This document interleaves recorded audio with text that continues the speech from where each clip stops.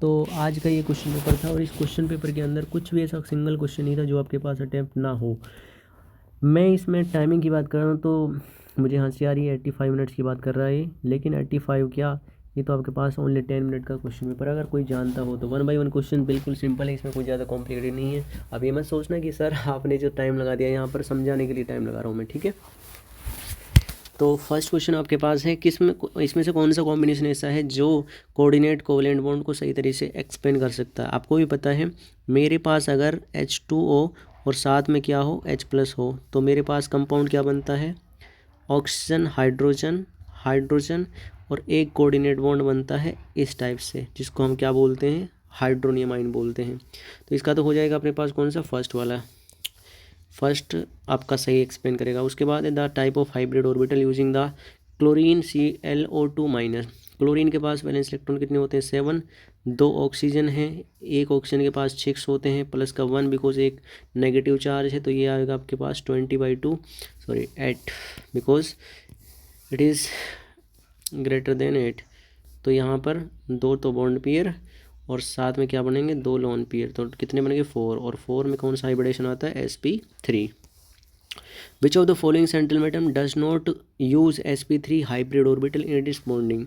यहाँ पे बेरिलियम के होते हैं 2 वैलेंस इलेक्ट्रॉन, 7 3 जा 21 और 1, तो ये बन गया अपने पास 24। तो 8 से डिवाइड करेंगे तो इसका आएगा sp2, मतलब 3 टाइम जाएगा। इसका देखते हैं ऑक्सीजन के पास कितने वैलेंस इलेक्ट्रॉन होते हैं, 6 प्लस के यहाँ पर 3 हाइड्रोजन है और एक माइनस का लगा दिया, तो 6 प्लस के 3 9 और ये आपका माइनस के 1 8 को डिवाइड करेंगे कितने से, 2 से, तो 4 आएगा, मतलब ये sp3 हो गया। NF3 नाइट्रोजन के आप नाइट्रोजन के 5 हो गए, 3 × 7 7 3 जा 21 और 5 21 और 5 26 हैं, तो 8 से डिवाइड करेंगे 3 बॉन्ड पेयर और एक आपका लोन पेयर, तो बोले तो 3 4, ये भी आपका sp3 आ जाएगा। NH2- की बात करें तो 5 प्लस के 2 प्लस के 1, 5 2 7 7 1 8 को डिवाइड करेंगे 2 से, तो कितना आएगा 4, तो इसमें भी कौन सा आएगा, sp3 आएगा। तो इसमें जो राइट आंसर होगा आपका वो कौन सा वाला होगा, पहला ही वाला होगा, बिकॉज इसमें हाइब्रिडेशन है वो sp3 नहीं है, तो यही पूछ रहा है इसमें। उसके बाद है फोर्थ क्वेश्चन में hybridization state of chlorine in ClF3 की बात कर रहे हैं। सिंपल, कुछ भी नहीं, 7 प्लस के 3 × 7, 7 × 21 और 7 28 को कितने से डिवाइड करेंगे, 8 से, तो 8 3 जा 3 तो होगी बॉन्ड पेयर, और साथ में देखो यहाँ पर 24 हो गए ना, हाँ 24 हो गए, बचे रिमेनिंग कितने 4, तो 4 को 2 से डिवाइड करेंगे तो आपके पास लोन पेयर आ गए, तो 4 आ रहा है। इसका हाइब्रिडेशन कौन सा है आपका, सॉरी 5 यहाँ पर कितना आएगा 5, तो sp3d इस टाइप की। उसके बाद molecular shape of SF4 CF4 xenon fluoride की बात कर रहे हैं। SF4 के अंदर 6 प्लस के 7 4 जा 28 को 28 और 6 34 डिवाइड बाय 8, 4 तो आपके पास बॉन्ड पेयर और एक लोन पेयर, ठीक है। इसके पास लोन पेयर कितना है, 1, बिल्कुल राइट, तो इसके पास तो है 1। CF4 की बात करें तो C आपके पास कितना है, 4 वैलेंस इलेक्ट्रॉन, 7 4 जा 28, ये आपके पास 32 को 8 से डिवाइड करेंगे तो कितने टाइम जाएगा, 4 टाइम जाएगा डायरेक्ट, ये मतलब इसके पास लोन पेयर एक भी नहीं है। जीनोन टेट्राफ्लोराइड, जीनोन के पास 8 होते हैं, प्लस के आपका 7 4 28 और ये आपके पास 36 हो जाएगा, डिवाइड करेंगे 8 से, तो हमारे पास निकल के आएगा 8 4 तो बॉन्ड पेयर और साथ में रिमेनिंग कितने बच गए 2 लोन पेयर, तो आपके पास 2 लोन पेयर यहाँ पर कौन सा है 102, तो राइट आंसर आपका पहला ही हो जाएगा। When two pairs of electron are shared, 2 pair की बात कर रहा है। वेन टू पेयर मतलब एक पेयर तो ये हो गया इलेक्ट्रॉन का, दूसरा पेयर ये हो गया, तो दोनों पेयर को अगर मैं शेयर करता हूँ तो कौन सा बॉन्ड बनता है, डबल बॉन्ड। तो इसमें कौन सा राइट आंसर होगा, डबल कोवलेंट बॉन्ड होगा आपके पास। In ethene bond angle are, bond angle कितना होता है इथीन के अंदर, हाँ कौन सा होता है 120 डिग्री।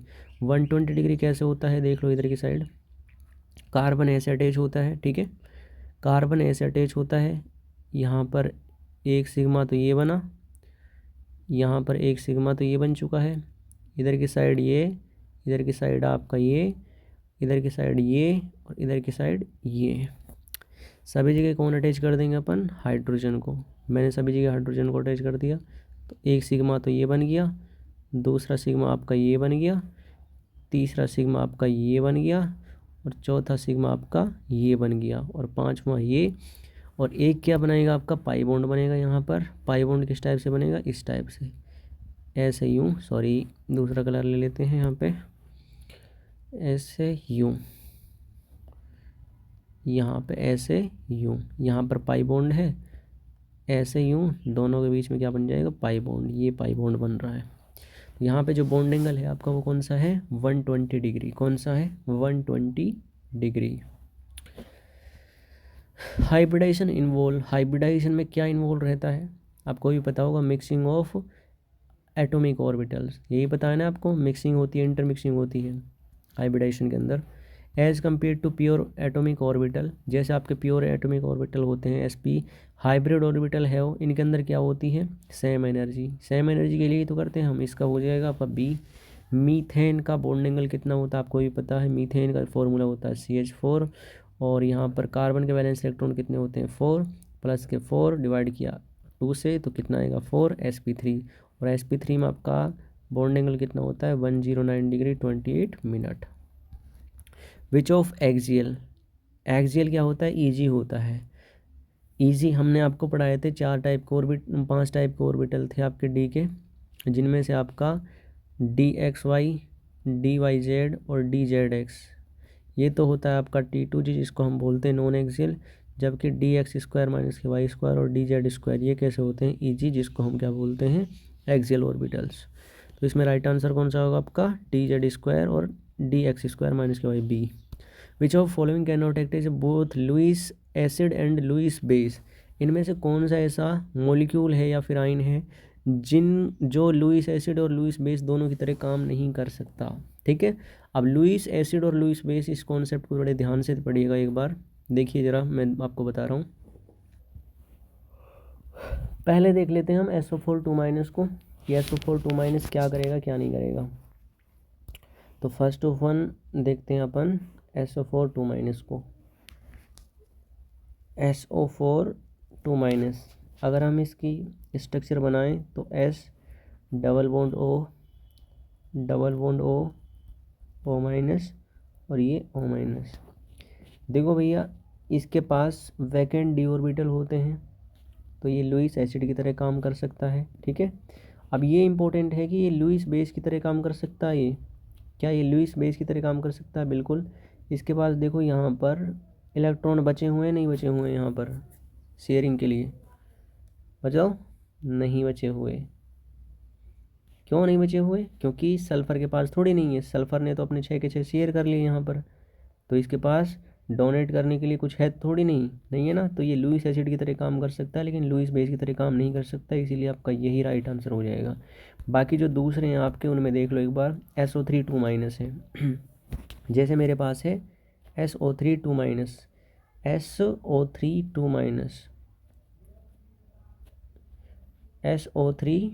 2- की बात कर रहे हैं। SO3 2- की बात करेंगे तो हमारे पास स्ट्रक्चर कैसी बनेगी, सभी को पता है SO3 2-। वैलेंस इलेक्ट्रॉन कितने हैं 6, कितने भैया 6, प्लस के 6 या 18, 18 और 2 20, 20 और 6 26, डिवाइड किया 8 से तो 3 बॉन्ड पेयर और 1 लोन पेयर है। इसके पास 3 तो हैं बॉन्ड पेयर, यहाँ पे सिंगल बॉन्ड लगेगा, ठीक है। Single bond minus minus, SO3 2 minus है ना, तो 2 माइनस है। अब इसके पास 1 2 3 और 4 बचा आपके पास एक लोन पेयर। अगर ये लोन पेयर को रखता है तो ये लुईस बेस की तरह काम कर सकता है, डोनेट कर सकता है। और इसके पास वैलेंस इलेक्ट्रॉन तो रहते ही है 3D के, तो ये लुईस एसिड की तरह भी काम कर सकता है। ठीक है, तो SO4 2 माइनस ही ऐसा मॉलिक्यूल है, आयन है, जो लुईस एसिड और लुईस बेस दोनों की तरह काम नहीं कर सकता। So our correct answer that is SO4 2 minus. SO2 को भी देख सकते हैं आप, SO2 की भी जो स्ट्रक्चर बनेगी उसके अंदर भी क्या है आपका SO2। सल्फर के कितने होते हैं 6 प्लस के 2 इंटू के 6, 6 2 12, 12 6 18, डिवाइड किया कितने से 8 से, तो 8 2 2 तो बॉन्ड पेयर हो जाएंगे, एक हो जाएगा लोन पेयर। तो हमारे पास क्या बनेगा यहाँ पर SO2 की संरचना trigonal planar, double bond oxygen और यहाँ पे एक लोन पेयर। तो लुईस बेस की तरह काम कर सकता है, लोन पेयर है, और ये लुईस एसिड की तरह भी काम कर सकता है क्योंकि इसके पास 3D भी ऑर्बिटल है अकोमोडेट करने के लिए इलेक्ट्रॉन्स को। यहाँ पे नेक्स्ट NO2 माइनस की बात कर रहे हैं, NO2 माइनस है ना, O2 माइनस। यहाँ पर 5 इलेक्ट्रॉन 6 to 12 प्लस के 1, तो कितना आएगा आपके पास, ये ध्यान से देखो थोड़ा सा, एक बार थोड़ा सा इसे स्पेस चाहिए, हमें स्पेस चाहिए थोड़ा सा। ठीक है, ऊपर का तो आप समझ गए होंगे, इसको हम इरेज कर देते हैं यहाँ से। किसकी बात कर रहा है, ये बात कर रहा है NO2 minus, I think NO2 minus की बात कर रहे हैं। तो पहले हम वैलेंस इलेक्ट्रॉन 5 2 इंटू के 6 प्लस के 1, तो कितना बैठेगा आपके पास 6 to 12, 12 1 13, 13 और 5 18, डिवाइड किया 8 से, तो यहाँ पर 2 तो बॉन्ड पेयर आ जाएंगे, एक आ जाएगा लोन पेयर। ठीक है, मतलब इसके पास लोन पेयर है। तो स्ट्रक्चर अगर मैं बनाने जाऊँ तो ऑक्सीजन, ये ऑक्सीजन माइनस और ये आपका लोन पेयर, तो ये लुईस बेस की तरह भी काम कर सकता है और लुईस एसिड की तरह भी काम कर सकता है, या फिर नहीं बताओ, क्या लुईस एसिड की तरह काम कर सकता है? हाँ जी बिल्कुल। क्यों? क्योंकि यहाँ पर ये मोर इलेक्ट्रोनेगेटिव एलिमेंट है, ये वाला, तो ये बॉन्ड टूटेगा आपका, ऑक्सीजन मोर इलेक्ट्रोनेगेटिव है, और ये क्या है आपका लेस, तो अपने फेवर में तोड़ेगा इसको। अगर अपने फेवर में तोड़ेगा तो ये पॉजिटिव बन के टूटेगा, अगर ये पॉजिटिव है तो ये लुईस एसिड की तरह भी काम कर सकता है। ठीक है, तो इसमें आपका कौन सा राइट आंसर हो जाएगा, केवल और केवल ए। उसके बाद ये कुछ क्वेश्चंस थे, इनको भी रेज कर देते हैं यहाँ से। नेक्स्ट क्वेश्चन था आपके पास कि PCl5 की स्ट्रक्चर बतानी है आपको, और एक्सियल बॉन्ड क्यों होते हैं क्यों नहीं होते हैं। वैसे लिखना चाहिए था आपको, एक्सियल बॉन्ड वो बॉन्ड होते हैं जो इस टाइप की स्ट्रक्चर बनती है इसमें, ट्राइगोनल बाईपायरामिडल, और जो नीचे के जो बॉन्ड होते हैं ये वाले भी बॉन्ड होते हैं, ये होते हैं एक्सियल, और ये होते हैं आपके पास इक्वेटोरियल। ये बड़े क्यों होते हैं, क्योंकि यहाँ पर क्लोरीन है और यहाँ पे भी क्लोरीन है, दोनों के पास लोन पेयर प्रेजेंट है। अब ये लोन पेयर होते हैं, इनमें होता है इंटर इलेक्ट्रॉनिक रिपल्सन। ठीक है, इंटर इलेक्ट्रॉनिक रिपल्सन, और इस रिपल्सन की वजह से क्या होता है, यहाँ पर ये एक दूसरे को रिपेल करेंगे, और रिपेल करेंगे तो बॉन्ड की जो स्टेबिलिटी है वो क्या होगी, डिक्रीज होगी। इसीलिए जो एक्सियल बॉन्ड होते हैं ये अपर साइड चले जाते हैं, उनकी जो लेंथ होती है वो क्या होती है, ज़्यादा होती है। क्या होती है, ज़्यादा होती है। ये भी हो गया आपके पास। उसके बाद है PCl5 क्यों नहीं बन सकता, PCl5 फॉर्म बट NCl5 क्यों नहीं। सब कुछ कोवेलेंसी का खेल है भैया, क्योंकि नाइट्रोजन की जो कोवेलेंसी होती है मैक्सिमम होती है 4 इन केस ऑफ, जब ये आपका NH4+ बनाए, अमोनियम आयन बनाए तब, लेकिन कॉमनली होती है इसकी 3 होती है। लेकिन जो फॉस्फोरस होता है वो अपनी कोवेलेंसी को 3 भी दिखा सकता है और 5 भी दिखा सकता है, बिकॉज इसके पास 3D वैकेंट ऑर्बिटल होते हैं अपनी एक्साइटेड स्टेट को, उन इलेक्ट्रॉन को एक्साइटेड स्टेट में धकेलने के लिए। नाइट्रोजन की कोवेलेंसी बता दोगे आप, नाइट्रोजन कोवेलेंसी 3 होती है और 4 होती है। वैलेंसी ऑफ क्लोरीन की बात करें, क्लोरीन की आपकी 1 भी होती है, 3 भी होती है, 5 भी होती है और 7 भी होती है, चारों कोवेलेंसी शो करता है। विच of following not a lone pair over the central atom, कौन सा ऐसा यहाँ पर वो है जिसके पास लोन पेयर नहीं होता है। तो इसके पास भी लोन पेयर है, आप देख लेना हाइब्रिडेशन स्टेट निकाल के, इसके पास भी लोन पेयर है, इसके पास भी लोन पेयर है भैया, और इसके पास लोन पेयर नहीं है, बिकॉज इसके पास कितने इलेक्ट्रॉन होते हैं, 3 होते हैं, 7, और ये आपका कितना 3, तो 21 और 3 24 होते हैं, 24 को 8 से तो 3 टाइम जाएगा, जबकि ये कितना टाइम जा रहा है आपका, हाँ बताओ कितना टाइम जा रहा है, पूरा 4 टाइम जा रहा है, तो 4 कंप्लीट करने पड़ेंगे यहाँ पर आपको, ठीक है। तो आपका राइट आंसर कौन सा हो जाएगा, ये वाला। हाइब्रिडाइजेशन स्टेट इसमें कौन सा होगा, जहाँ पर आपका सिंगल बॉन्ड होता है वहाँ पर sp3, जहाँ पर डबल बॉन्ड होता है वहाँ पर sp2, और जहाँ पर ट्रिपल बॉन्ड होता है वहाँ पर sp खाली sp होता है, ये हाइब्रिडेशन स्टेट होती है। अब जो यहाँ पे मॉलिक्यूल आपको गिवन कर रखा है उस मॉलिक्यूल के अंदर आपको पता होगा कि यहाँ पर CH2 है, सिंगल बॉन्ड के संग कनेक्टेड है, यहाँ पर CH है, और भैया आगे कंटिन्यू किया, सॉरी यहाँ पे कुछ मिस्टेक हुई है, CH2, यहाँ पर CH2 हो गया, उसके बाद यहाँ पर सॉरी इधर ध्यान दीजिए, यहाँ पर CH2 है, उसके बाद यहाँ पर डबल बॉन्ड लगा होगा, उसके बाद यहाँ पर सिंगल बॉन्ड CH, फिर सिंगल बॉन्ड CH2, उसके बाद यहाँ पर आपका CH डबल बॉन्ड CH2, तभी तो कोवेलेंसी कंप्लीट होगी। आप लेफ़्ट टू राइट काउंट करना स्टार्ट करिए कि हाइब्रिडेशन स्टेट कितनी होगी इन सभी कार्बन एटम की। तो डबल बॉन्ड से कम वो है ये, तो इसकी तो हो जाएगी sp2, ठीक है।